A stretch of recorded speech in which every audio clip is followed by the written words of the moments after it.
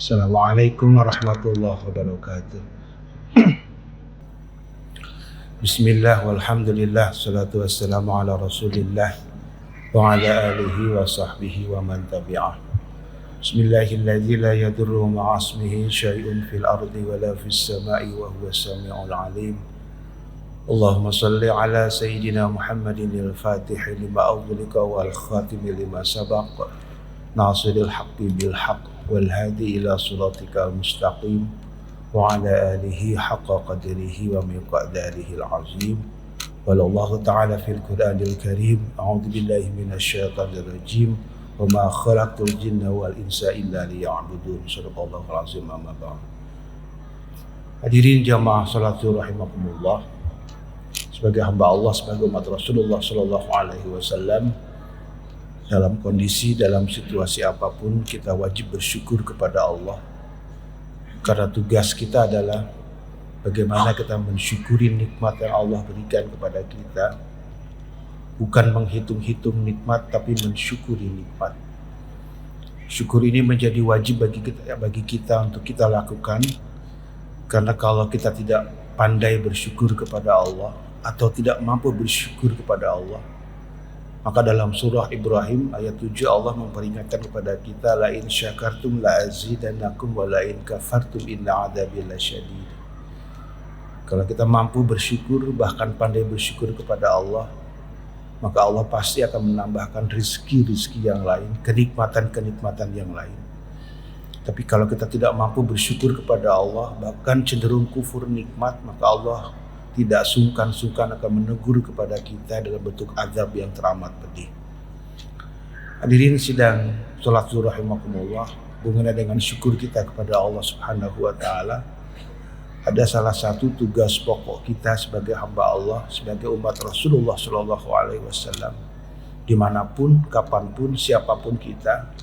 Salah satu tugas pokok kita adalah sebagaimana yang Allah firmankan dalam Al-Quran, A'udzubillahi minasyaitonir rajim, wa ma khalaqtul jinna wal insa illa liya'budun. Tidak kami jadikan jin dan manusia kecuali untuk beribadah kepada Allah Subhanahu wa taala. Jadi tugas pokok pertama kita atau tugas pokok utama kita sebagai hamba Allah, sebagai manusia, sebagai seorang beriman, seorang muslim, bahkan insyaallah muttaqin, adalah kita coba orientasikan seluruh sisa hidup kita untuk beribadah kepada Allah Subhanahu wa taala. Para ulama juga mengingatkan kepada kita, hayatuna kulluhum ibadah. Hidup kita ini dari awal kita hidup, sejak kita bangun dari tidur sampai kita tidur kembali, semata-mata untuk beribadah kepada Allah Subhanahu wa taala. Minimal hadirin sidang rahimakumullah, ketika sesuatu itu ingin dinilai ibadah di sisi Allah, maka ada 3 hal yang harus kita perhatikan bersama. Yang pertama adalah niat. Niat menjadi penting, harus kita lakukan. Karena apapun pekerjaan kita itu diawali dengan niat kita. Bahkan Rasulullah SAW juga mengingatkan dalam saja innamal a'malu binniyat. Sesungguhnya segala sesuatu itu tergantung kepada niat.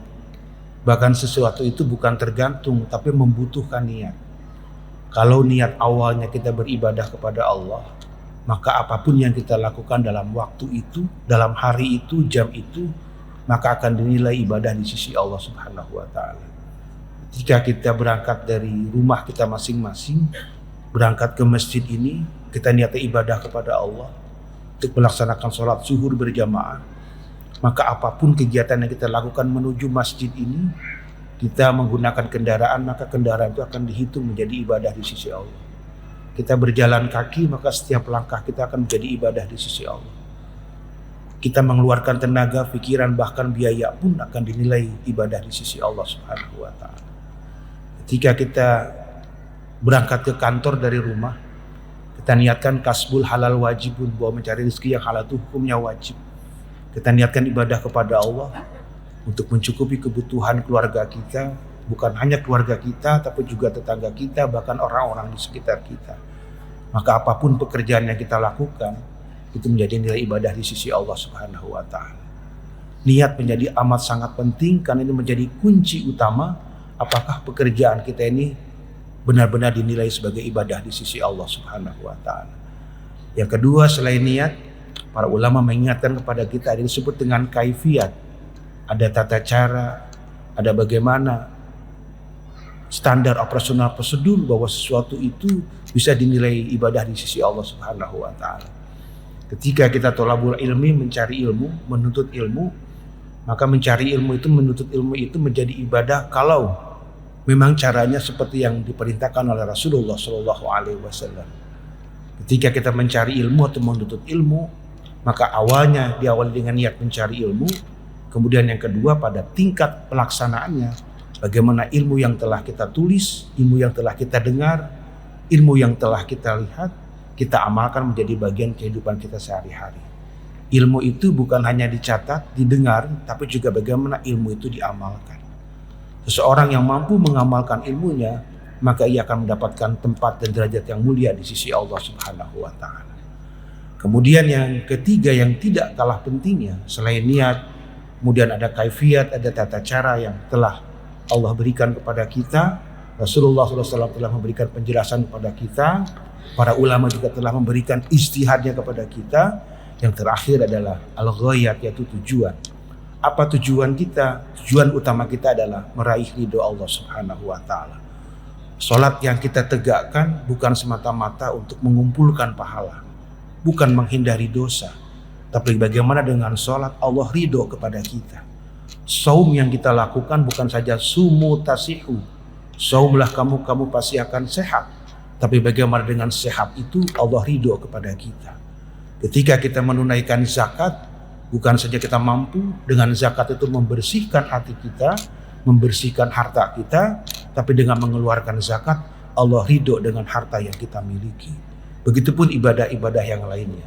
Jadi hadirin sidang rahimakumullah, ketika kita beribadah, baik ibadah mahdoh, ibadah langsung kita kepada Allah yang tercatat, maupun ibadah ghair mahdoh yang tidak tercatat, itu semua kita orientasikan hanya meraih ridho Allah Subhanahu wa taala. Ilahi anta maksudi waridoka matubi a'tini mahabbataka wa ma'rifatak. Ya Allah, hanya ridhomu yang kami cari, hanya engkau yang kami tuju. Dengan semua ibadah yang kita lakukan, baik ibadah sholat, ibadah saum, ibadah zakat, kemudian ibadah haji dan umrah, dan ibadah-ibadah lainnya, semua kita orientasikan untuk mencapai atau meraih ridho Allah Subhanahu wa taala. Kalau Allah ridho kepada kita, maka apapun yang kita lakukan pasti memperoleh nilai ibadah di sisi Allah Subhanahu wa taala. Kalau Allah ridho kepada kita, maka apapun yang kita minta, jangankan yang kita minta kepada Allah, yang tidak kita minta pun Allah akan berikan kepada kita. Kalau Allah ridho kepada kita, maka Allah pasti akan mengharamkan jasad kita masuk api neraka, dan Allah pasti akan memasukkan kita semua ke dalam surganya. Amin ya Allah ya Rabbal Alamin. Barakallahu li wa lakum. Hatur nuhun, terima kasih. Assalamualaikum warahmatullahi wabarakatuh.